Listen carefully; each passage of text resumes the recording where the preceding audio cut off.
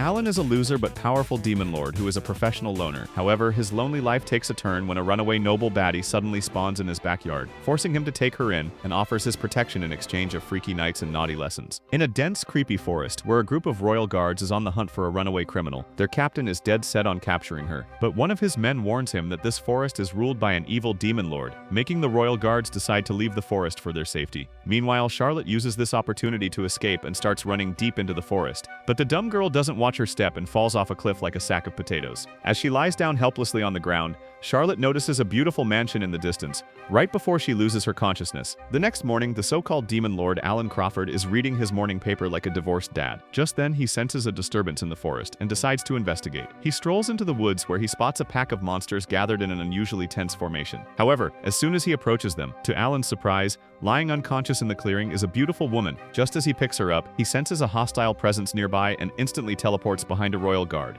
Alarmed by this, the guard charges his sword at Alan, but he effortlessly dodges the attack. Alan recognizes the purple emblem and wonders why these chumps are loitering in his backyard. The captain of the royal guard steps forward and declares that Charlotte is a dangerous criminal who has disgraced the kingdom of Naruz. Trying to act tough, the captain demands that Alan hand her over, but the demon lord has a zero-tolerance policy for nonsense. He immediately senses that the guards are lying and flatly refuses. The captain foolishly orders his men to attack, but Alan, without even muttering a word, casts a spell that freezes them all in place with ice bindings. The terrified soldiers finally realize they've messed with the actual demon lord of the forest. Then, with a chilling smile, Alan uses a phantom dream spell to wipe the guards' memories, making them believe a monster devoured Charlotte. He then sends the mindless zombies marching back to the kingdom of Naruz, clueless and completely unaware of what really happened. Taking Charlotte inside his cluttered mansion, he finds it hard to believe that this frail-looking girl is a dangerous criminal because she looks more like an injured puppy. When Charlotte finally wakes up, she's startled to find a Japanese top G offering her a drink. Alan calmly shows her the newspaper, revealing that he knows she's the disgraced fiancée of Prince Cecil of the Kingdom of Naruz. Charlotte quickly insists that the story is false, assuming he will turn her in. But Alan casually reveals that he has a built-in lie detector and can easily tell if she's telling the truth. For the first time in this chick's life, someone actually believed her, and Charlotte breaks down crying like Jordan Peterson. In a flashback, we see a lavish royal party where Prince Cecil publicly accuses Charlotte of committing evil deeds against the Kingdom of Naruz. Despite her protests, nobody questioned the prince, so she was immediately seized by the hunky royal guards and sentenced to 50 years in prison. After hearing her story, Alan is convinced that she was framed because Charlotte is far too dumb to have performed such crimes against her own fiancé.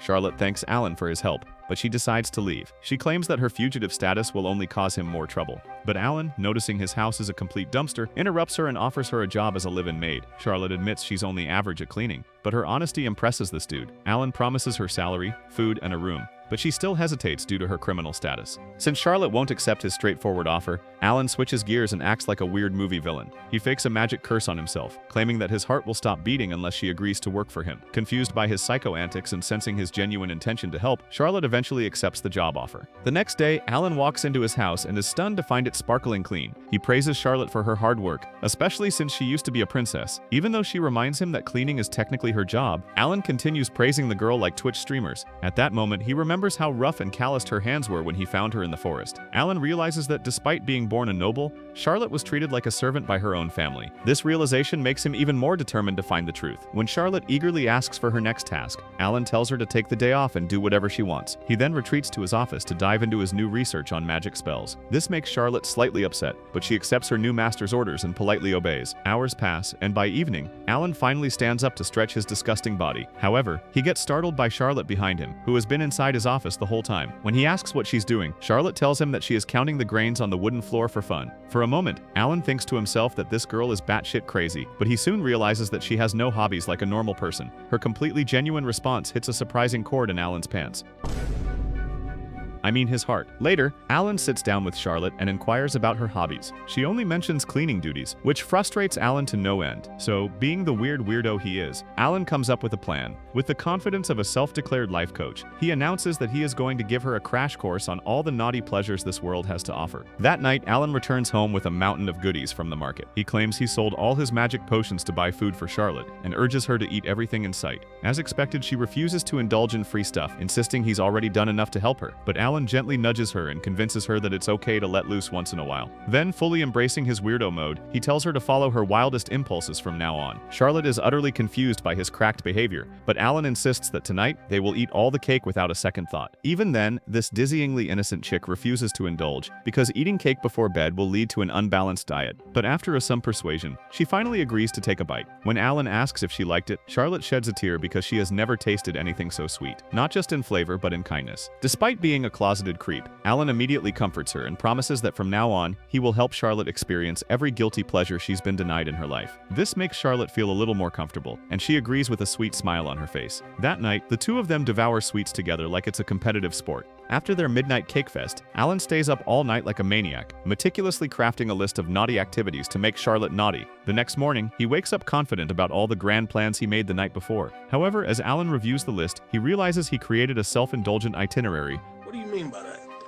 Filled with things only he would enjoy. Realizing firsthand he's a complete buffoon, he throws the list into the dustbin without a second thought. As he steps outside his room, Alan bumps into Charlotte, who is already up and sweeping the house. He tells her to have breakfast without him, but Charlotte insists on cleaning the garden before she eats anything. Seeing her innocence triggers his hero complex, and he seethes with anger. After Charlotte leaves to clean the garden, Alan can't help but wonder why Charlotte's family treated her like a doormat before unjustly exiling her from the nation. He starts questioning the nefarious motives of the newer prince, and even plans on punishing him for his actions. However, Alan's contemplation is cut short by the arrival of Mia, a catgirl courier who delivers his mail and parcels. She casually addresses Alan as the Demon Lord, which immediately freaks Charlotte out, but Alan just shrugs it off as a dumb nickname given to him by the local people. Mia instantly recognizes Charlotte from the wanted posters in the papers, causing Charlotte to drop her broom in panic. Alan tries to explain the situation, but being the cool, sexy, utterly hot cat she is, Mia assures them that her lips are sealed. After some banter where Mia calls Alan an antisocial nice guy, he heads inside to grab some potions he's shipping out. He then hands Mia a box filled with magic potions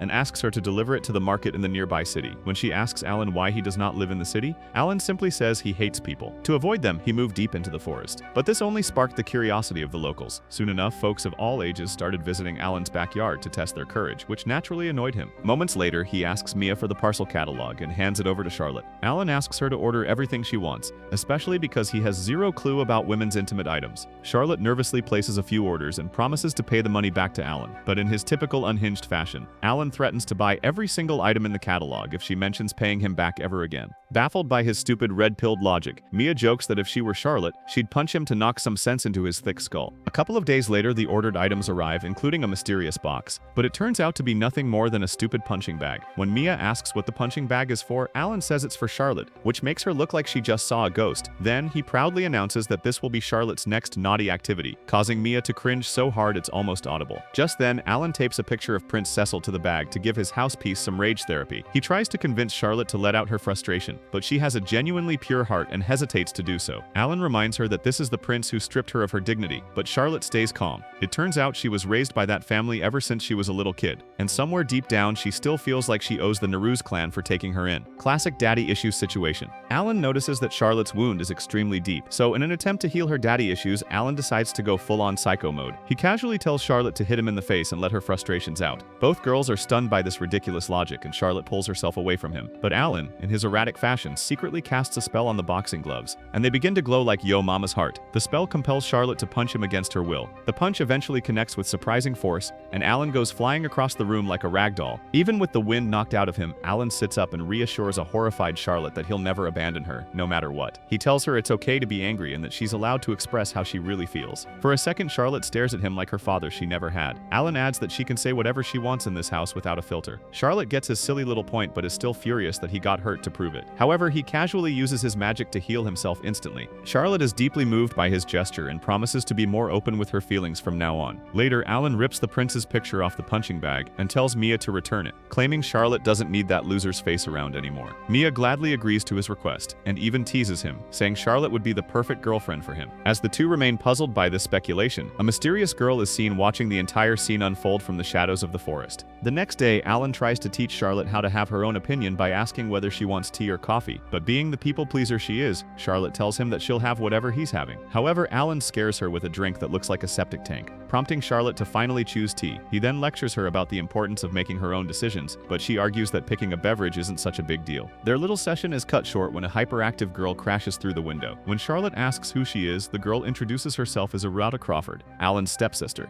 It turns out that Alan is an orphan, and the Crawfords took him in as their son. Arata excitedly asks if Charlotte is Alan's girlfriend, and the two deny it in unison like a well-practiced comedy duo. Alan then starts explaining how speculation like that could hurt Charlotte's self-esteem. He also tells Arata that Charlotte was framed as a criminal from the Neru's kingdom, even though she seems a little reluctant to share her secret. Later, as the three gather around, Alan tells Arata everything he taught Charlotte over the past 2 days. However, she gets extremely mad at him and orders him to teach Charlotte the naughty things that girls actually enjoy. Arata absolutely adores this new girl, and assures Charlotte that she will take care of her from now on. Alan smirks at this and immediately pulls Charlotte away, claiming that only he has the right to teach her the naughty things. However, Arata argues that only a girl can understand another girl's desires. Since both of them have the emotional range of a brick, the two start bickering like children and decide to settle it with a competition to see who can be the better bad influence on Charlotte. Their first stop is a trip into town, where Alan casts a spell to change Charlotte's hair from blonde to black so she won't be recognized. When Iruka mentions that black hair looks good on Charlotte, Alan refuses and claims blonde is better. The two girls are shocked by this statement because Alan has never complimented a woman before in his life. They head straight to a dress store,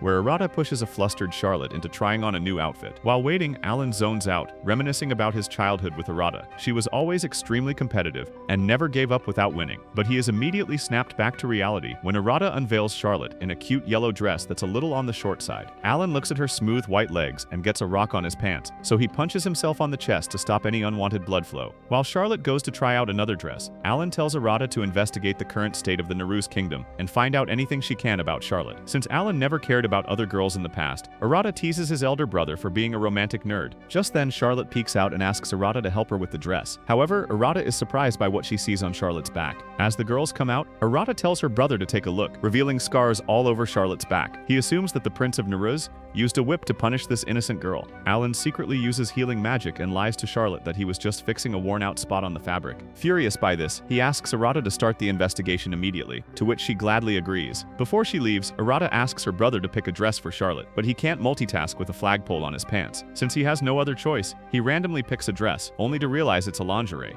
Their shopping spree continues, with Alan and Arata arguing over what to buy. Charlotte tells them to stop fighting, but they casually mention that this is business as usual. On their way to a jewelry shop, Arata notices a magical wheelchair, and being the magic nerd she is, excitedly goes to check it out. Inside the jewelry store, Alan picks a hair clip that matches Charlotte's eyes, a trick he learned from Andrew Tate. Just as they're having a moment, some low-life thugs bump into Charlotte on purpose and try to start trouble. Alan gets furious and gets ready to take them down, but he remembers how Charlotte does not like fighting. He tries to settle the issue peacefully, but when the thugs try to misbehave with Charlotte, Alan breaks his hand without even budging. Seeing this, the thug's friend tries to attack him with a magical sword, but Alan intercepts it with his own magic. While everyone in the town congratulates him on his victory, Alan apologizes to Charlotte for fighting like an absolute beta. However, she holds his hand and assures him that she understands his intention has always been to keep her safe. Meanwhile, Arata watches them from the crowd and smiles happily. Just as everything subsides, a massive golem stomps onto the scene. He is pissed that his friends were beaten up by Alan and wants to exact revenge. However, when Alan introduces himself, the golem gets stirred and stops dead in his tracks. When his friends yell slurs at Alan, the golem smacks them harder than their mother. It turns out that this rock monster knows Alan from his academy days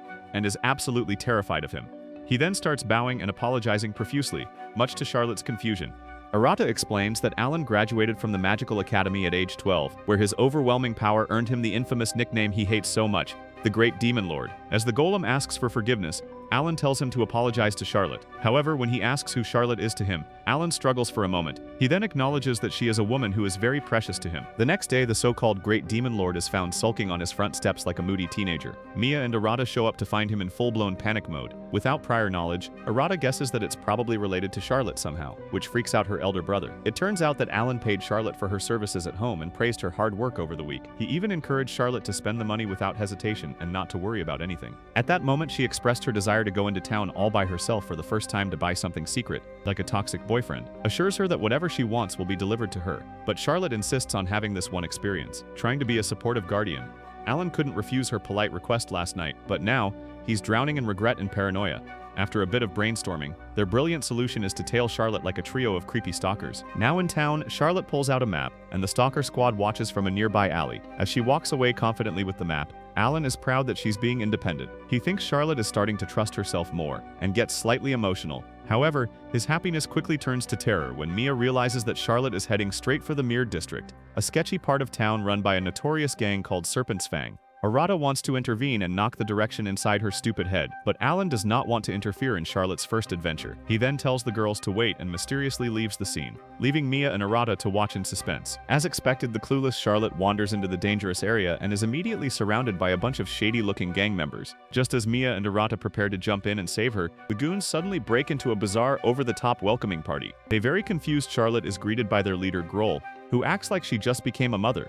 Just then, Alan reappears and smugly explains that he snuck off ahead and persuaded the entire gang to be nice to her, which is just his code for beating them all to a pulp. Oblivious to this, Charlotte sees their injuries and gives the goons some healing potions, instantly earning their undying loyalty. They supposed gang members start crying like toddlers and pleading in front of Charlotte, considering her a goddess in human form. The situation gets even more awkward when the gang asks about her relationship with the Demon Lord. With zero social awareness, Charlotte recalls all the things Alan has done for her and proudly calls him her master. The goons think that the so-called Demon Lord is keeping this innocent girl hostage, but Charlotte confidently explains how Alan has been teaching her all sorts of naughty things at night. The gang members look horrified to hear this and imagine the absolute worst, while Alan and the girls facepalm into another dimension. After thanking the gang, Charlotte continues her shopping trip deeper into the district. While Mia and Arata are worried about her safety, Alan, with a cocky grin, tells them not to worry. It turns out that he went ahead and conquered the entire district before Charlotte even got there, turning a dangerous slum into the safest place in town just for her errand. Since Charlotte is now completely safe, Arata wants to give her some privacy, but even then, Alan's toxic masculinity wants to keep an eye out for her just in case. So, the annoyingly cheerful Mia steps up and volunteers to follow Charlotte and keep her safe. Later, as Alan and Arata sit down at a cafe, Mia appears and informs them that Charlotte is on her way. Alan cannot take the suspense anymore, so he asks Mia what Charlotte bought from the market. But since Mia never intrudes on other people's privacy, she genuinely has no idea. Just then, Charlotte catches up with them, and a local shop owner also joins them. She thanks Alan for cleaning up the streets that were riddled with shady goons. All he did was try to help Charlotte, but the collateral damage ended up helping everybody, so he accepts the shop owner's gratitude. After she leaves, Charlotte takes out 2 boxes and reveals their gifts for Mia and Arata as an expression of love. The girls, being girls, absolutely love the present, but we see Alan pouting like a child because he didn't get any gifts. Charlotte mentions that she has no idea what he enjoys, but in reality, Alan would have been happy with a simple pencil if it came from her. Charlotte claims that she has always been on the receiving end of Alan's goodwill, so she sweetly asks to mend the frayed part of his robe instead. This simple, genuine act hits him way harder than any gift could, and Alan realizes that spending time with Charlotte is the greatest gift he could ever ask for. The morning after their big shopping trip, Alan is casually reading a book when Charlotte approaches him. She is completely mesmerized by a travel guide she just finished. Charlotte even shows him all the interesting places she would like to visit sometime in her life. Seeing this as his next teaching opportunity, Alan tells her to pick any place she wants to visit for her next naughty lesson. But Charlotte is still weighed down by her sense of debt and hesitates to ask for more. Alan does not want to corrupt her in any way, but he wants her to have memorable life experiences. Even then, Charlotte hesitates to tell him about her dream location. So in a brilliant display of emotional manipulation, Alan goes into his usual psychodrama mode and pretends to cast a life-threatening curse on himself, while Charlotte begs him not to do it. Just then, Mia barges in with a special delivery, catching the two in an awkward position. She then hands over an envelope to Alan, containing an all-expenses-paid trip for him and Charlotte to the famous Unoa hot spring resort. The next day, Alan and Charlotte relax in a fancy carriage, almost like a casting couch situation. Charlotte tells a story of how she once hid in a similar carriage while running away from her captors. Back then, she was too scared to look at the view, but now she feels completely safe with him. Alan has zero idea how to be nice without being a dork, so he simply changes the subject. Just as they're having a semi-tender moment, the camera cuts to Mia and Arata's riding on horseback nearby. It turns out that the two secretly orchestrated this whole trip just to push the two clueless lovebirds to lie down on top of each other. Mia even took some days off from her job to conduct this mission. Meanwhile, Charlotte looks outside and sees the massive resort in the distance. She excitedly shows Alan that this resort was mentioned in the book she was reading earlier. But since Mia and Arata booked the trip,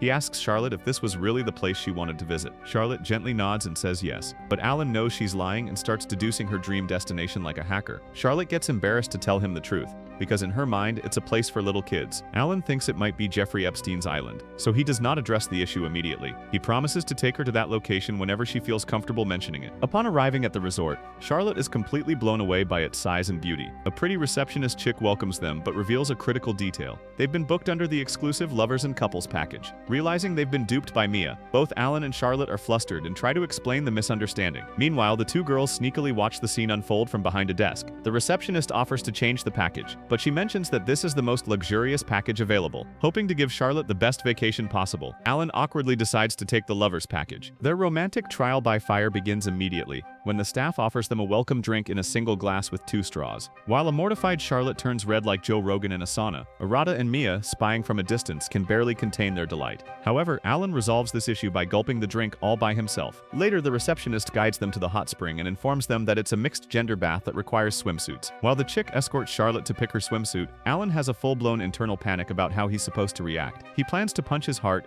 and stop the blood flow to his noddle. A few minutes later, Charlotte emerges in her chosen swimsuit, and Alan is left completely speechless. He freezes in shock, and Charlotte also gets slightly embarrassed to appear in a bikini. However, the shy Alan tells her she looks wonderful, and he encourages her to feel confident with those monstrous dumplings on her chest. The two have a great time together and end the evening in a hot spring while looking at the setting sun. Mia and Arata are happy that the two have started bonding with each other outside their house. Just then, the receptionist brings over a bowl of ice cream for Charlotte. Alan uses his immortal ice magic spell on it so it won't melt from the heat of the hot spring. This flashy move not only impresses Charlotte, but also all the other guests. They all order ice cream and approach the demon lord to cast his spell for them as well. During dinner, the receptionist chick thanks Alan for his magical powers, because the resort's ice cream sales tripled that evening. She wants to return the favor by giving them a free tour of the Unoa Magical Zoo, and Charlotte yelps in excitement. Later, the two head to their room, which is extremely spacious and luxurious. However, their next challenge, a single, massive bed decorated with heart-shaped pillows. While the tension reaches critical levels, Mia and Arata are on the other side of the room, hoping to hear some moaning and screaming. Alan tries to play it cool by explaining that the bed is a magical artifact created by dream crystals, capable of making them dream of anything they desire. Hoping to minimize the awkwardness, they quickly climb into the shared bed. However,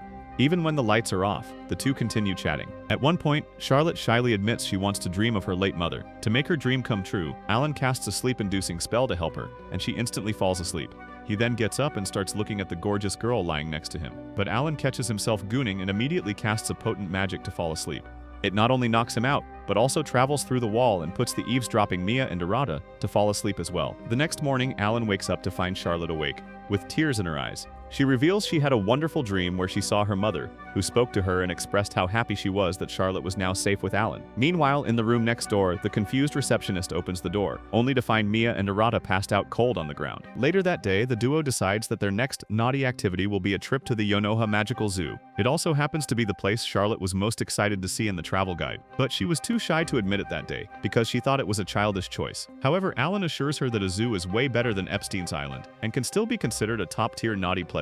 He then offers to buy everything Charlotte desires, and she hesitates for a split second. But when Alan threatens to stop his heart, she decides to buy 2 stupid cat ears for both of them to wear. Alan almost goes into a seizure, but he buys the cat ears after all. Meanwhile, the camera pans to a shady-looking animal accompanied by a pack of wild wolves, clearly preparing to cause some trouble. As they enter the zoo looking like dorks, Alan notices a picture of a hell capybara, which is a ferocious magical beast that is capable of destroying an entire mountain. However, the zoo in charge tells him that right now, the capybaras are resting in the forest. Meanwhile, Charlotte's inner child bursts out, and she yelps with excitement because being near fluffy animals is like heaven to her. Seeing this, Alan talks to magical animals and tells them to be kind to Charlotte in exchange for a bunch of free food. But to his surprise, Charlotte has already bonded with other animals in the zoo. While she finds them incredibly cute, all Alan can see is a bunch of magical beasts telling him to keep his pants under control. It becomes obvious to him that Charlotte has a natural, powerful connection with them. He mentions that if she can practice this power, she can one day become a professional magical beast tamer. Their fun is abruptly interrupted when a panicked zookeeper runs up to them. Seeing their ability to tame magical beasts, she begs for their help.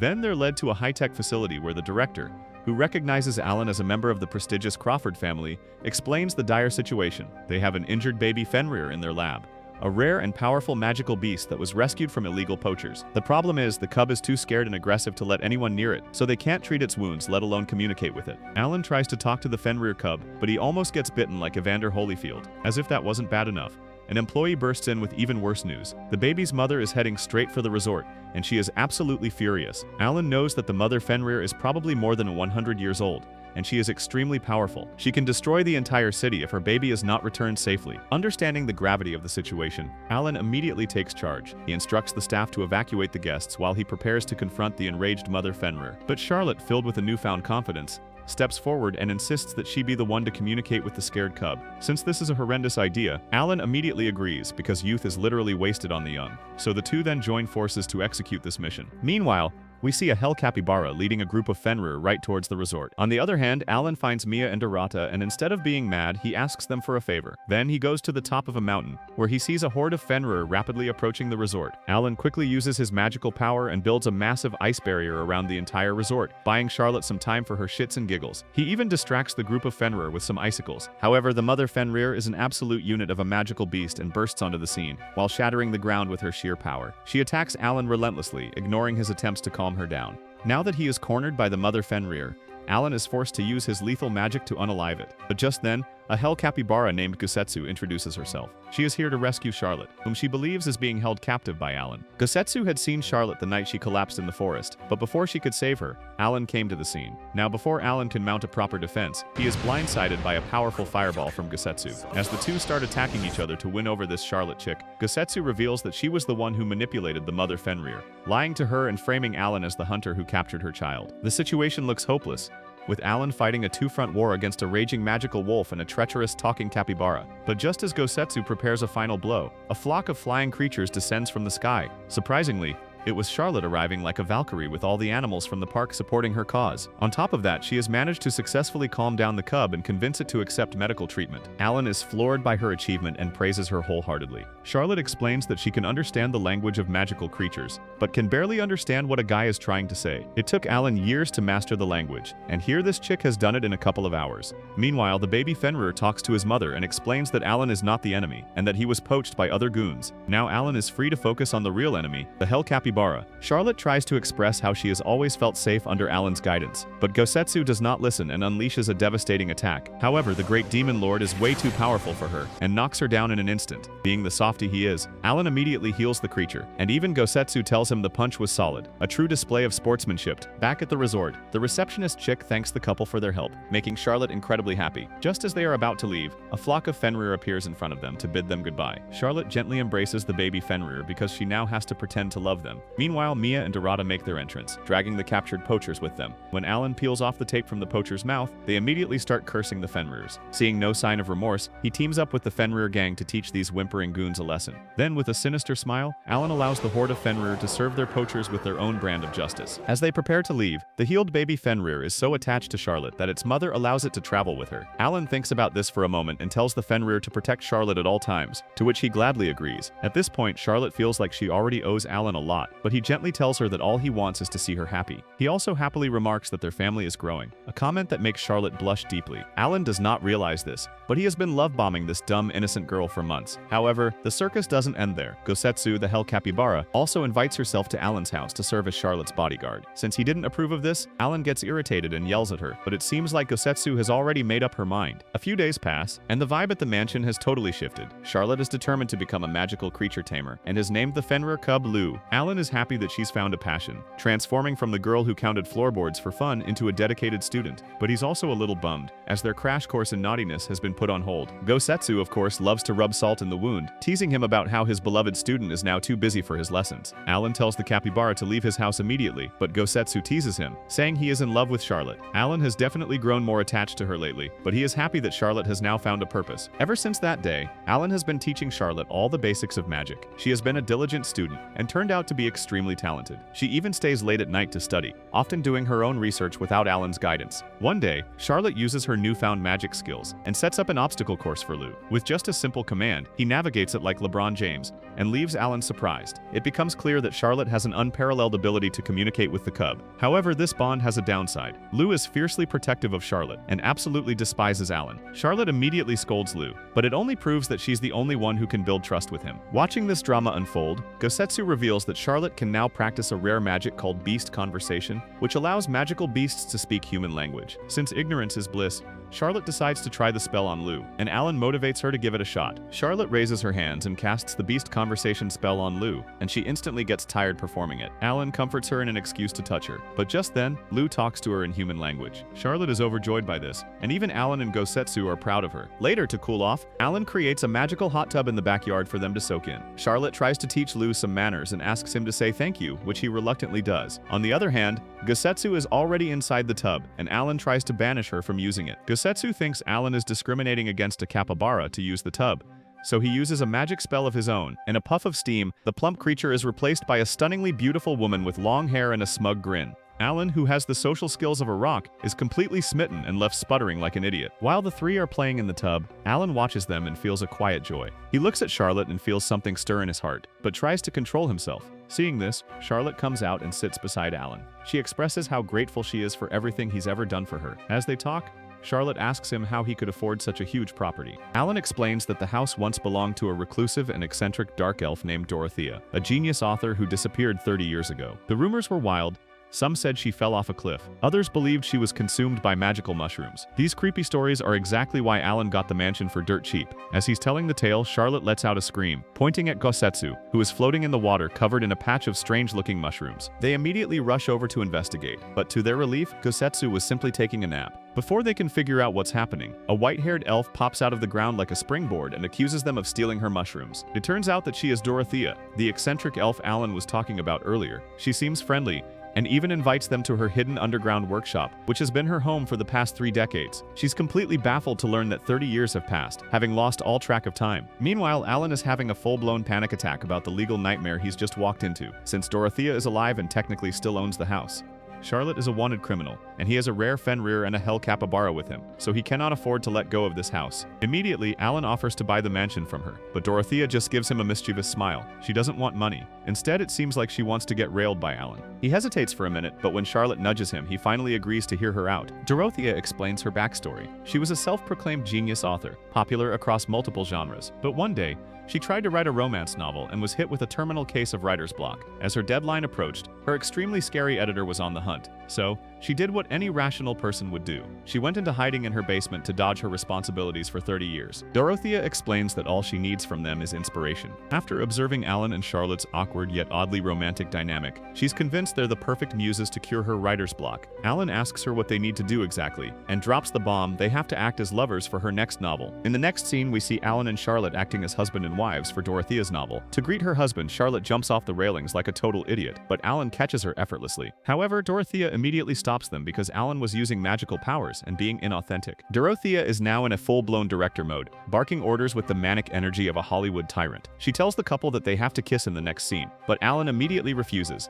thinking it would be wildly uncomfortable for Charlotte. But to his absolute shock, Charlotte looks him dead in the eyes and says she wouldn't mind doing naughty things with him. Alan is flustered by this statement, and Dorothea screams in excitement, ready to direct her real-life romance story. She wants them to follow her script every step of the way, but Alan has one crucial rule. The script has to be clean, and should not violate public morals. The first scene is a simple wife greets her husband scenario. But it quickly derails when Dorothea's script has Charlotte deliver a line so shockingly lewd that Alan's brain short-circuits. He is once again lectured by the director for his lack of seriousness in his acting. For the next attempt, Dorothea asks Charlotte to play an innocent housewife, and even Alan likes this setup. However, when Charlotte calls Alan a cute romantic nickname, the so-called Demon Lord is once again sent into a blushing panic. For the next attempt, Dorothea adds Lou and Gosetsu to liven things up, and they get ready for the scene. This lone wolf's childhood friend, Charlotte, gets kidnapped by thugs, and he enters enemy territory all alone. Alan is immediately attacked by the thugs, but seeing Charlotte in a helpless state, he summons his rage and charges at them brutally. Just as she is about to leave, Alan grabs her hand and pins Charlotte against the wall.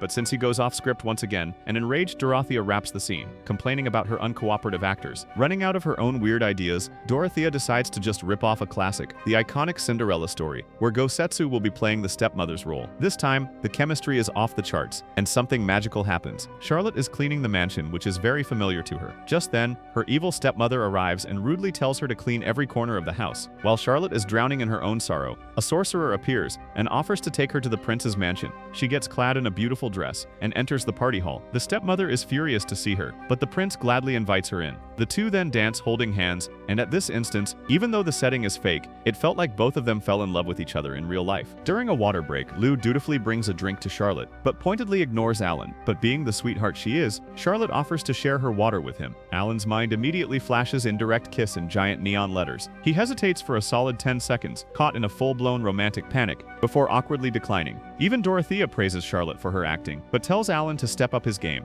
It's at this moment that Charlotte has a revelation of her own. As she watches him, she realizes with a jolt that her eyes have been following him constantly, and her heart flutters in a way it never has before. Finally, it's time for the grand finale. This time, the lines between acting and reality completely dissolve. Alan tells her that they should continue dancing, but Charlotte thinks that a mistress like her does not deserve to dance with a prince. Alan does not seem to mind that at all, but just then Charlotte asks him how he really feels about her. Since that question was not in the script, Alan tries to confess his feelings truthfully, but suddenly, a man dressed entirely in black smashes through the mansion wall like a human cannonball. He dramatically sniffs the air and declares that Dorothea is hiding in this house. This man is Dorothea's editor, and he looks like he hasn't slept in 30 years. He eventually finds a terrified Dorothea trembling underneath a rug. Grabbing her by the collar, he mutters that letting her vanish right before the draft deadline was the worst mistake of his life. Trying to save face, Dorothea brags about how brilliantly her basement concealed her presence, but the editor replies that she could have put that level of creativity into her actual writing instead. Pleading for her life, Dorothea begs Alan for help, but the editor hands a hefty bag of money to Alan as compensation for the destroyed wall. Before anyone can react, he carries the screaming dark elf out of the mansion and onto the back of a waiting dragon. Now Alan and Charlotte are left alone in stunned silence in their living room. Charlotte once again asks Alan how he feels about her, causing both to blush in embarrassment. Suddenly, the door bursts open again by a frantic Arata. She rushes in, completely out of breath, and shouts that Charlotte's little sister Natalia is in serious trouble. Hearing the name of her little sister, Charlotte's face goes pale. The memory hits her instantly, and we're thrown into a flashback of her miserable life at the Dacal Palace. She's being treated like gum on the bottom of a shoe by a bunch of snotty nobles, forced to scrub floors while they sneer at her. But in this sea of horrible people, there's one tiny lifeboat, a sweet little girl named Natalia. We see her secretly sneaking food to a downtrodden Charlotte. This small act of kindness was probably the only thing keeping our girl from completely losing her mind back then. Back in the present, a wave of panic washes over Charlotte as she wakes up in a huge cruise ship in the middle of the ocean. On deck, Alan is getting the full scoop from Maruka. She explains that Natalia is Charlotte's half-sister and the legitimate heir to the Evans family. More importantly, she was the only person in the entire godforsaken Narod's kingdom who ever stood up for Charlotte. Just then, Charlotte joins them on deck and thanks Alan for the knocking her out last night, using a spell. Because of him, she had a peaceful night and even dreamt about Natalia. Charlotte then points towards the highest building and asks whether it is the Magic Academy. Alan tells her that the building is just the dormitory for students, and that the entire island is a magic academy. As they walk toward the island's downtown, Arata explains that most people on the island are somehow connected to the academy. When Alan asks how Natalia managed to leave the Naru's kingdom and come here, Arata tells him to meet his father first. Charlotte, who had no idea about Alan's personal life, starts getting paranoid because she was not prepared to meet his father at all. Arata explains that Alan quit the magical academy 3 years ago without telling anyone. Their father, who is also the headmaster of the academy, was furious, which resulted in a fight that lasted 3 days and nights. We learn that Alan lost his parents when he was a small baby, so the Crawfords took him in. Due to this, he sometimes refers to the headmaster as his uncle, and further clarifies that although they had their differences, they're still on good terms. Meanwhile, Charlotte starts whimpering once again because that's all she has ever done up until this point. Like always, Alan promises to help her reunite with her little sister at any cost. Just then, a fight breaks out at the academy, and everybody gathers to watch. At this moment, we are introduced to Headmaster Harvey Crawford, Arata and Alan's father. After letting out a sigh of disappointment, he turns the brawlers into ice as a punishment, shocking everyone around him. When Harvey notices Arata jiggling, he appears in front of them and greets everyone with a warm smile. He then formally introduces himself to Charlotte, which throws her into a state of disarray. Later, they all sit down to catch up, and Harvey expresses how happy he is to see Alan with his girlfriend. But before he can dispute it, Arata signals him to keep quiet, because this is the only way Harvey won't bring up Alan's dropping out of the academy. Alan makes several awkward attempts to hint at this plan to Charlotte, but he can't manage to wink at her. However, she already understands the message and gets up to tell Harvey that she is in a relationship with his son. While Alan gets excited to hear all these, Charlotte also mentions how he teaches her to do naughty things at home. Later, Harvey asks Alan if he has ever considered accepting their secret offer, but Alan gets furious and rejects it. He insists that he's currently dating Charlotte and wants to stay at home with her. Apparently, Harvey wants Alan to take his place at the academy and become the next headmaster, but Alan has no interest in that path because it usually comes with too much baggage. During this conversation, we are introduced to Alan and Arata's mother, Lisa Crawford, who looks much younger than Harvey. Finally, they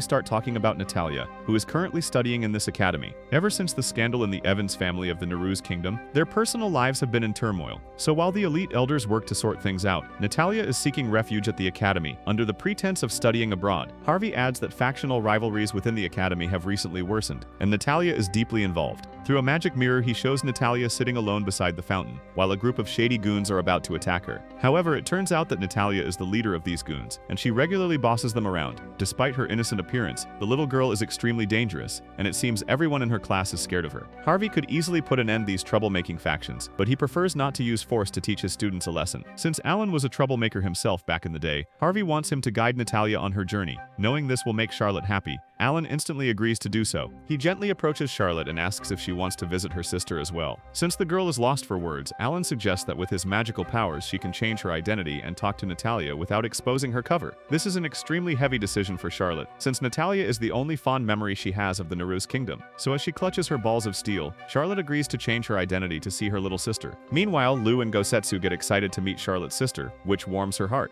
Now Alan asks his father to forge an ID for Charlotte, as she will infiltrate the academy as his assistant. This is the naughtiest thing Alan has ever tried to do in his miserable life. Since they plan to execute this mission the next day, Alan tries to leave with Charlotte, claiming they have booked a hotel room nearby. But Mother Crawford insists that they must stay in the house for Charlotte's safety. Alan does not want to accept this stupid reason, even though he knows it is true. Later, as they go inside their room, both of them are shocked to find only one bed inside. When Mother Crawford questions Alan about their relationship, he gets mortified and agrees that a single bed is probably the best option for them. After she leaves, Charlotte shyly tells Alan that they must go to bed early because tomorrow is a big day for them. As the two lie in the same bed once again, Alan awkwardly apologizes to Charlotte for making the things weird for her, but she shyly tells him that she likes being near him, which further freaks out this nerd. To escape from this hell, Alan tries to cast a sleeping spell on himself, but for some reason it doesn't work. He quickly realizes the bed is crafted from magic disabling materials, a classic prank by his little sister Arata. Trapped in the same bed and wide awake, the two closeted lovers start chatting. Charlotte mentions how wonderful his family is and thinks his parents are an ideal couple. This makes Alan imagine a life in which he's actually in a relationship with Charlotte. He jolts upright to literally shake the thought from his head like a wet dog, but things are only about to get more complicated. Charlotte asks him again what he really feels about her, putting him in a tough spot.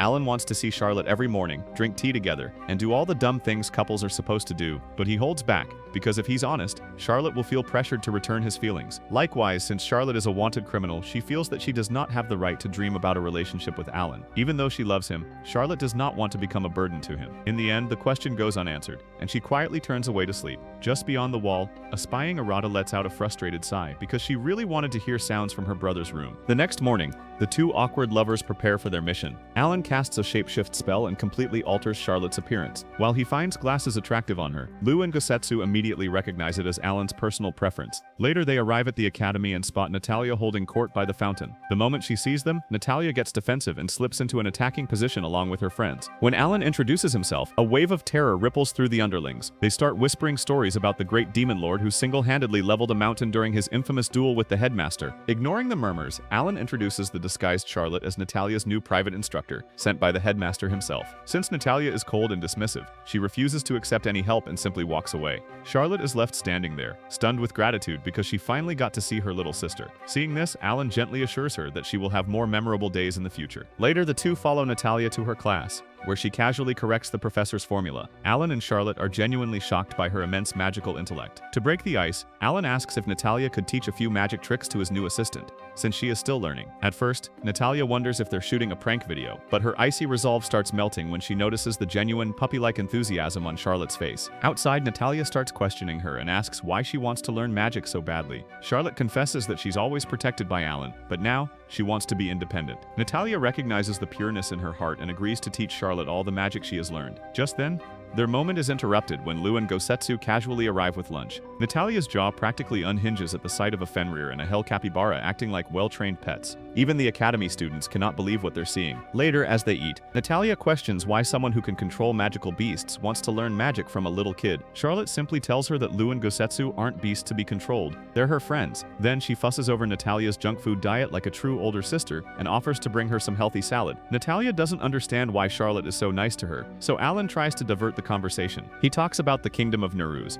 and tries to ask her about the girl in the newspapers, Charlotte. Immediately, Natalia's face turns to stone as she coldly warns the demon lord to never speak that name again. Just as she is about to leave, Natalia is faced by her rival, a smug student named Chris, who looks like a retired skateboarder. He tries to provoke Natalia, but she dismisses him, telling him to make an appointment for a duel. As Chris and his friends leave the hall, one of them deliberately shoves Charlotte to the ground and humiliates her. Like a viper, Natalia charges at them and takes down two of the goons with blinding speed. A full-scale brawl is about to explode in the cafeteria, but Alan intervenes, stopping Natalia with a slight tap on her shoulder. He casually tells her to sit back and watch how to actually deal with enemies. Then, Alan activates a subspace barrier, trapping Chris and his terrified cronies inside. While this feels like a Joe Rogan DMT experience, they attack the Great Demon Lord, but Alan knocks them down effortlessly, binding them in magic chains. He then gathers a swirling orb of dark destructive energy, a spell designed not just to punish, but to make them truly repent for laying a hand on Charlotte. But just as he's about to unleash oblivion, a bolt of lightning rips through the air, striking his spell and shattering the barrier. The attack came from Charlotte, who stands there and scolds him for taking things too far. Later in the garden, Charlotte gives the two brawlers a lecture on decency. With no other choice, both Alan and Natalia apologize for their behavior earlier. By this point, Natalia has developed a newfound respect for both of them. As they chat, she and Alan discuss Charlotte's rapid progress with lightning magic and talk about how this loony bucket got so powerful.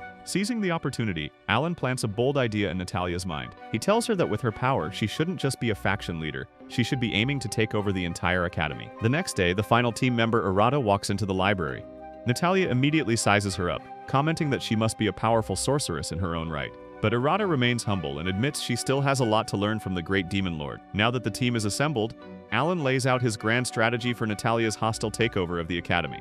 He says it's not just about being strong. She has to dominate in every field, academics, magical experiments, and public contests, to prove she's the undisputed leader in this place. However, the first step is a public beatdown of her main rival Chris in a dungeon trial. The objective is simple: retrieve a flag from the deepest level, and Natalia is already fuming with rage. But Alan understands this emotion, so he secretly tells Natalia about a hidden route in the dungeon to help her win the fight. Long story short, Natalia manages to clear the dungeon in a record-breaking 30 minutes. As a result, a deeply humiliated Chris walks away once again, almost as if he has a humiliation kink. Later, Natalia points to a heavily restricted dungeon, curious about why it's off-limits. Uka explains that the dungeon's boss is a highly agitated creature in the middle of her egg-laying season, making her dangerously unpredictable. Meanwhile, we find out that Alan had assigned Gosetsu as the drill sergeant for Natalia's followers to complete the power-up process. She continuously puts them through a hellish training regimen to ensure the followers can properly support their leader. Since the little girl is hungry, Charlotte accompanies her to the cafeteria, while Alan and Arata smile at the two sisters who are finally bonding with each other. That night in the cafeteria, we see a whole new side of Charlotte. She is no longer the annoyingly timid girl counting floorboards, because now she confidently force-feeds Natalia vegetables and nags her about her junk food habits. Just as she finishes a bowl of salad, Charlotte hands her another one. Arata tells Alan how these two have already begun acting like sisters, even though Natalia does not know it yet. Alan reveals that Natalia was extremely rude to him the last time he mentioned Charlotte, so they have to tread carefully around her delicate sister issues. Meanwhile, Natalia doesn't seem to mind the mothering. In fact, she enjoys Charlotte's company so much that she offers to teach her more advanced magic. Charlotte happily agrees, and they plan to start training early the next morning. But their conversation is cut short when Natalia's followers come running, begging to be taught too. But before she can respond, Gosetsu appears and cracks a whip, before sending them back to training again. Later that night, Alan carries an exhausted, half-asleep Natalia to her room, accompanied by Charlotte and her lizard friends. They are all surprised to see how hard Natalia has been studying in her spare time. As Alan gently places her on the bed, his eyes catch sight of a small bag. The creep has zero respect for her privacy, and he tries to see what's inside, but the bag is sealed with a creep repellent spell. Alan is impressed by her magical skills. Just then, one of Natalia's friends explained that the bag is her most precious possession, something she never lets anyone see. Just as the lizard is about to leave, we see Natalia's rival, Chris, overhearing their conversation about the bag's importance. As the little girl sleeps peacefully, Charlotte shares her old memories with Natalia, how she used read stories to her before bed. But now, she wants keeping her identity a secret, because Natalia never mentioned her family to Charlotte until now. She worries that those memories might reopen old wounds, and it's safer for her to remain anonymous. In a moment of tenderness, Alan gently advises her not to rush. He advises Charlotte that some wounds need time to heal. As if that's not creepy enough, Gosetsu also adds that they will watch over Natalia from the shadows until the time is right. The next morning, Charlotte wakes up early for her magic lesson with Natalia and carefully walks out of the room. We then see the two sisters practicing intense magic spells together, pushing each other to learn and grow. After their session, the two sit down for a cup of tea, and Charlotte thanks the little one for being such a good teacher to her. Hearing this, Natalia grows a little emotional because Charlotte made her remember all the good memories she had before she came to the academy. While Charlotte wonders if Natalia is talking about her, The little girl invites her to her room, saying there's something important she wants to show her. But when they arrive, the girls discover the room has been broken into, and Natalia's precious bag is missing. In its place is a note from Chris, where he challenged Natalia to a duel in the Forbidden Dungeon. He demands she come alone if she ever wants to see her precious bag again. Without a second thought, Natalia accepts the challenge and tells Charlotte to keep it a secret from the Great Demon Lord, before storming off towards the dungeon. Sometime later, a worried Alan goes looking for Charlotte, but instead he runs into Natalia's terrified followers. They have no idea where Charlotte is and start panicking. Alan knows Charlotte will never do anything impulsive, but he just can't figure out why she disappeared. Just then, one of Chris's friends approaches Alan and confesses everything. He reveals that Chris has lured Natalia into the Forbidden Dungeon to get humiliated again, and he begs the Demon Lord for help. Realizing the gravity of the situation, Alan volunteers to go to the danger zone to rescue the little kids. Meanwhile, deep within the gloomy dungeon, Chris lays out the terms of their twisted duel. He wanted to fight Natalia here to keep his humiliation kink a secret. Then Chris casts a protective spell on Natalia's bag and hurls it deep into the monster-infested labyrinth. The first one to retrieve it wins,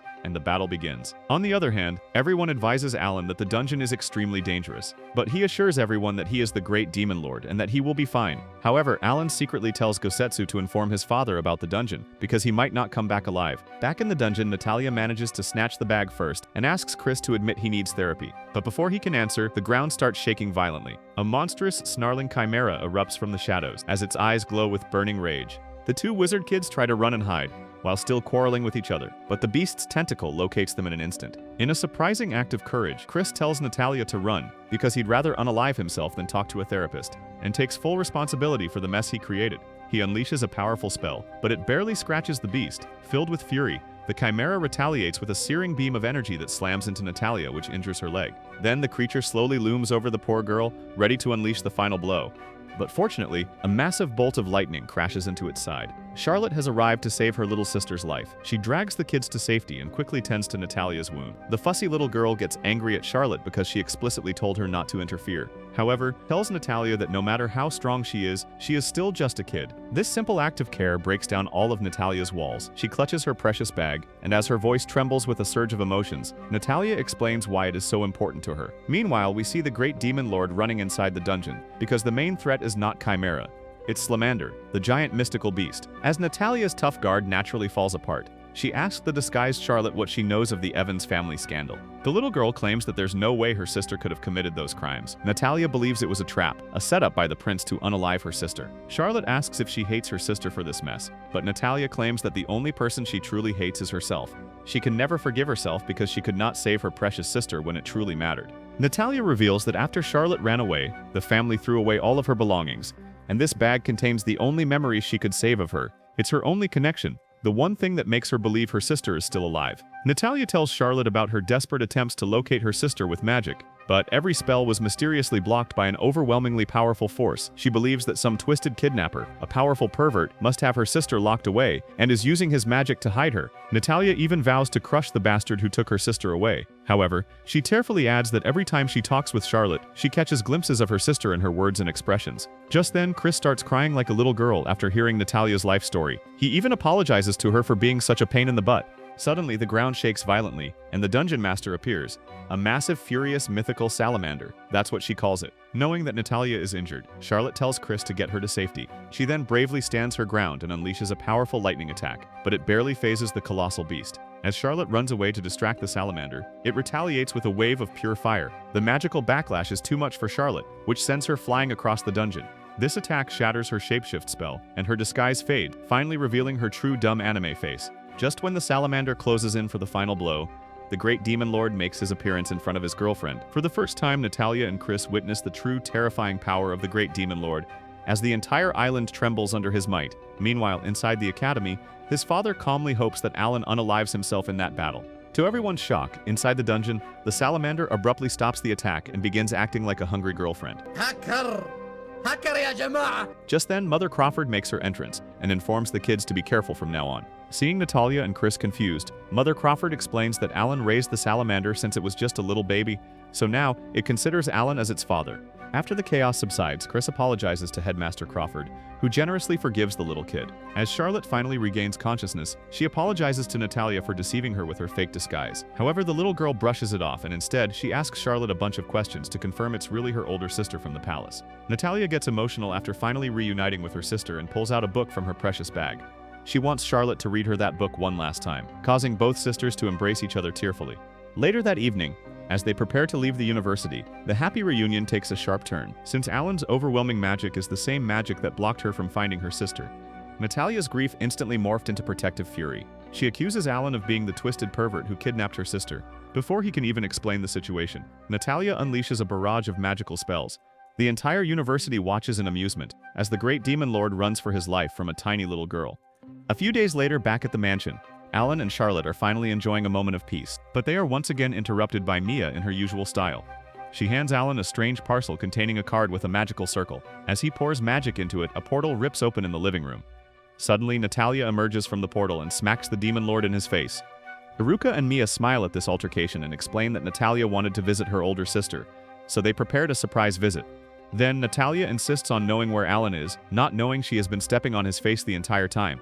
Alan sternly tells the girls that he is the owner of the house, but Natalia challenges him to a duel. Right before this heated fight, the front door is thrown open by Dorothea, and Alan is once again smacked in the face. She's here to thank them for the inspiration, and casually asks if there's been any progress on their romance, because her editor is already demanding a sequel. She wants to stay in Alan's house once more, and before he could say anything, everyone gets excited by the mere idea of it. That night, they all sit down for dinner as a chaotic, mismatched, but undeniably happy family. Later, Charlotte wakes up from her sleep and goes to find Alan, her peace during tough times. Seeing Charlotte, Alan decides to try one final naughty thing he has always wanted to try with her at night. However, it turns out to be nothing more than a stupid fireplace. As they enjoy a cup of warm tea, the two gaze at the midnight stars above them. Just then, Alan places his hand on top of Charlotte's, and she openly accepts his love. A kiss seems inevitable at this point, but just as their lips are about to meet, Alan stands up and yells for everyone to come out. The entire group sheepishly emerges from their hiding spots, groaning in disappointment that they missed the main event. The story does not end with a quiet confession. Instead, it ends with a loud, loving, and chaotic family Charlotte never knew she had. Her crash course in naughtiness is finally complete, but then we see the Prince of the Naru's kingdom ordering his goons to capture Charlotte right away. If you want us to cover Season 2 of this anime, comment naughty below. Until then, subscribe, like, and share this video with all your friends.